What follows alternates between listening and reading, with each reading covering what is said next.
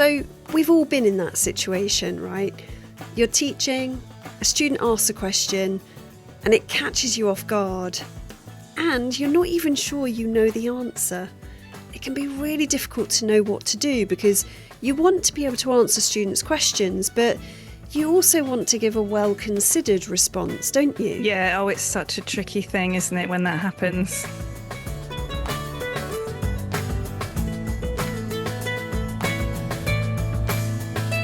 I'm Charlotte. I'm Abby. And you're listening to a My World of ELT podcast. And in this episode, we're going to be talking about our own experiences of dealing with those unexpected grammar questions in class.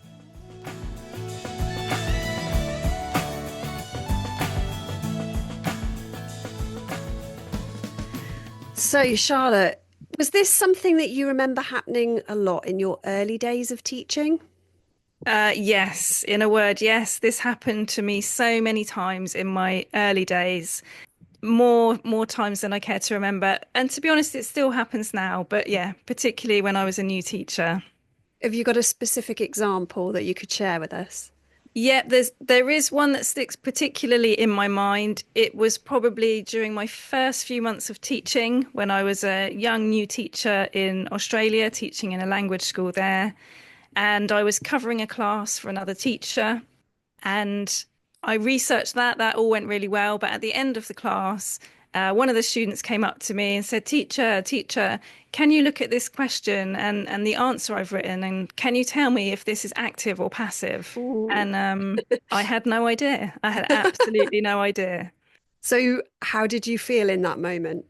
I felt really embarrassed, actually. I felt embarrassed, awkward. I kind of froze because I just didn't really know what to say. It's the first time I'd been in that situation. I didn't know whether to be honest. I didn't know whether to try and blag it and just say, oh, that one's active and that one's passive. And it made me feel really incompetent, actually, because I felt like I should know the answer, but I didn't. So I didn't come away from that feeling very good about myself. And do you think all of those feelings are kind of normal for a newly qualified teacher who's being put in that situation? Absolutely. Now I look back, I think that was completely normal. And through all these years of teaching and teacher training, I've met so many teachers who have been through very similar situations. And I think all of those feelings are completely normal.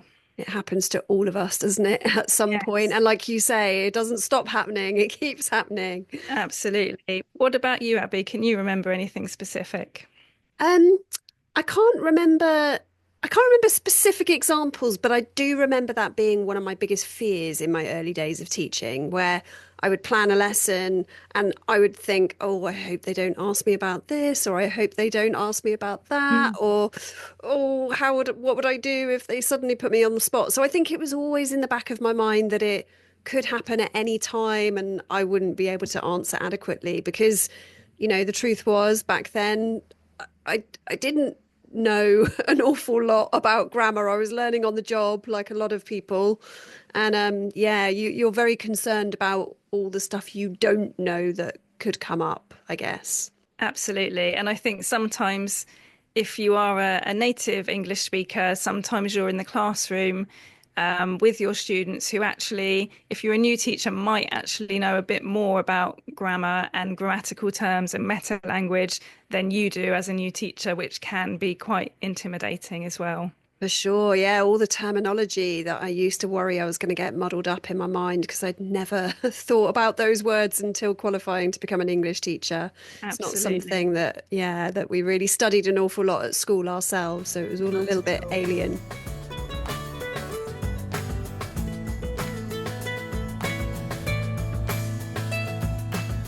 And Abby, do you think you deal with these questions differently now than when you were a newly qualified teacher? Yeah, I'm sure I do. Even in that situation where I'm asked a question now that I don't know, I think it's easier with experience to feel generally more confident in your ability as a teacher. You've got credibility with your class. So I feel a little bit less ashamed about saying, oh, that's a good question. I don't know, actually. Yeah, Let's I find know what out. you Or, mean. I'll go away and find out. That can be my homework. So I think I feel more comfortable dealing with it, and it doesn't feel quite so much like it's the end of the world if I can't answer a Yeah. question. I think I completely agree with you there. Like the fear has gone now and the worry has gone. Um, and it's almost like once you do become an experienced teacher and you do have that depth of knowledge, you almost give yourself a little bit of permission to kind of go, I am a good teacher and I know a lot of things, but just right now I can't quite retrieve that answer. Or, I could give you an answer now, but I'll give you a better answer if I've just had a little bit more time to think about it. Yeah. And I think that confidence reassures students as well, even if you don't know the answer. I think they don't mind at all. I think probably what students would mind more is if you did try and give an answer, if you did try to sort of blag it a little bit, and then they kind of learnt the wrong thing. And then maybe if they realise later that you didn't give them a very good answer, that's when it's more likely to bother the students or affect your credibility. Yeah, it's going to be hard to win them back after something like that, isn't it? Yeah, I should say so, yeah. And at what point did you think it became easier to deal with this situation, and why do you think that was? Well, we've talked about the fact that experience helps with confidence, and apart from that, obviously, the more experience you have, the more you're learning about grammar, and the more equipped you are to actually answer those questions. Yeah, so again, I'm not sure I could pinpoint a specific moment, but I think I got to a point where I realized that I don't need to be the person that knows everything in the room. That's not realistic. And not necessary either. The students aren't there because you're the font of all knowledge. They're there because you can enable them to learn, and motivate them and engage them. So I think as soon as I started to maybe focus less on what am I going to teach? What am I going to say? How am I going to explain this to? What are the students going to get out of this lesson? I think my relationship with the students maybe shifted slightly, and it felt more like a support role, where we could have conversations about things that are tricky and not easy to understand and complicated. And that just suddenly felt okay to have those conversations rather than feeling like I need to be prepared for every situation and know every answer to every question. Yeah, I get that too. And it's quite nice to get to that position also where you kind of accept that it's not necessary, it's not expected, and also it's just not possible. We can't know everything, and Absolutely. that's okay. Yeah. And I think, on our training courses, we focus a lot on the skill of teaching rather than, we do look at language awareness and improving our knowledge of grammar, but it's not it's not achievable to learn everything there is to know about the subject matter before you set foot in a classroom. So if you're understanding of that, you have to accept that there will be moments in the classroom where you're being tested and there's stuff that you don't know the answer to, but that's kind of part and parcel of it. You learn as you go, and it's all part of that growth journey as a teacher. Yeah, yeah, absolutely. And on that note, what advice would you give to a newly qualified teacher who will experience this kind of thing? Well, I think you mentioned earlier, the worst case scenario, maybe blagging it, pretending telling them something, but it turns out it's not quite right. Or even if you are right, I think if they can see that you're shaken by it, and you're a bit flustered, it's hard to build their confidence in you as a teacher. So I think it would be to stay calm and just remember that you're not expected to know everything on day one. Um, it comes with time and it comes with experience. And I think something I find myself saying a lot to our trainee teachers is that you can't fast track experience. You just have to let it play out. And that can be frustrating in a way, especially for people that want to be prepared for every situation. But ultimately, experience will do its job.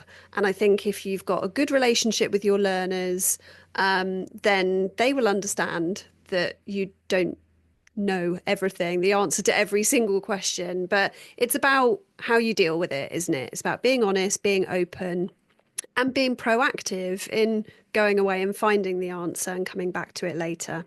Absolutely. Yeah, great advice there.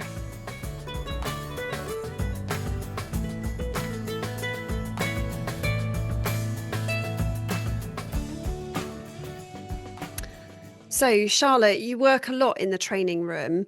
And how does this situation play out with trainee teachers who are still having to do so much language research before each lesson that they teach?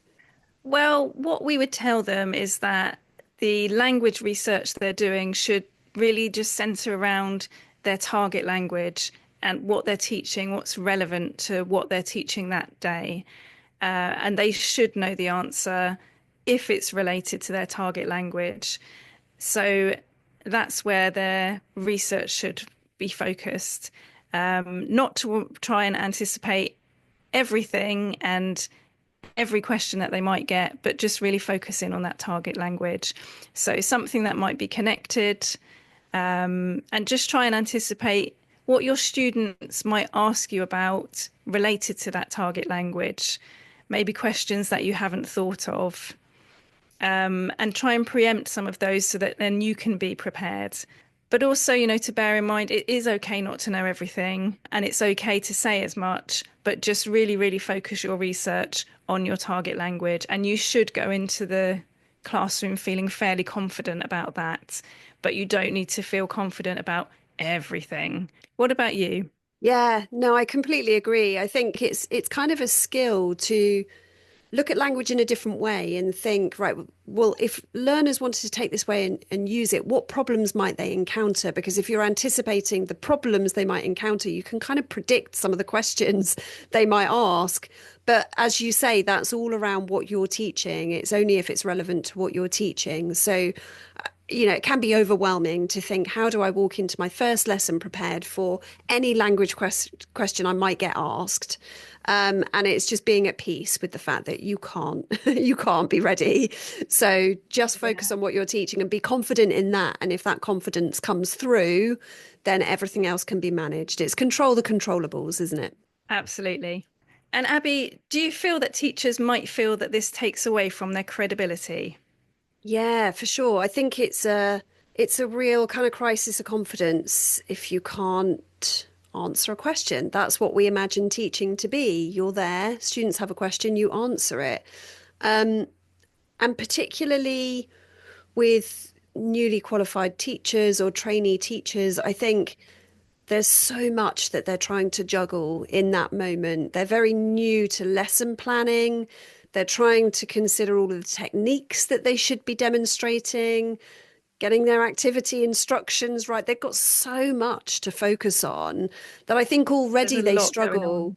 so much. I think Mm, already they struggle with that lack of credibility because they're oh, right, need to hand this out, need to remember to do that, need to write this. And it's hard to come across as confident when it's all new to you. It's all completely yeah. new to you. So I do think that is a problem that, you know, people worry that how can I be a confident teacher, a credible teacher? How can I inspire students to learn if I don't look as though I know what I'm doing myself? Mm, But again, I think my advice is always to switch it onto the student. And rather than getting kind of het up about being put on the spot with a question, turn it around to the student and say, oh, that's a really good question, well done. Or, oh, that's, I hadn't really thought about that. I'm going to get back to you about that because, yeah, you're quite right. That is something that we need to kind of clarify or focus on. So I think the things that I would avoid is all of that negative language, like, I don't know, I'm sorry, that apologizing. yeah. Because I think that starts to give off a very negative vibe, and that's where students might start to lose confidence. So I think it's just remaining And all the positive. doubts start creeping in. Yeah. So, positive language, positive body language. And rather than feeling like the floor is going to swallow you up, just put a light spin on it. That's great. Yeah, that's a really Yeah. good question.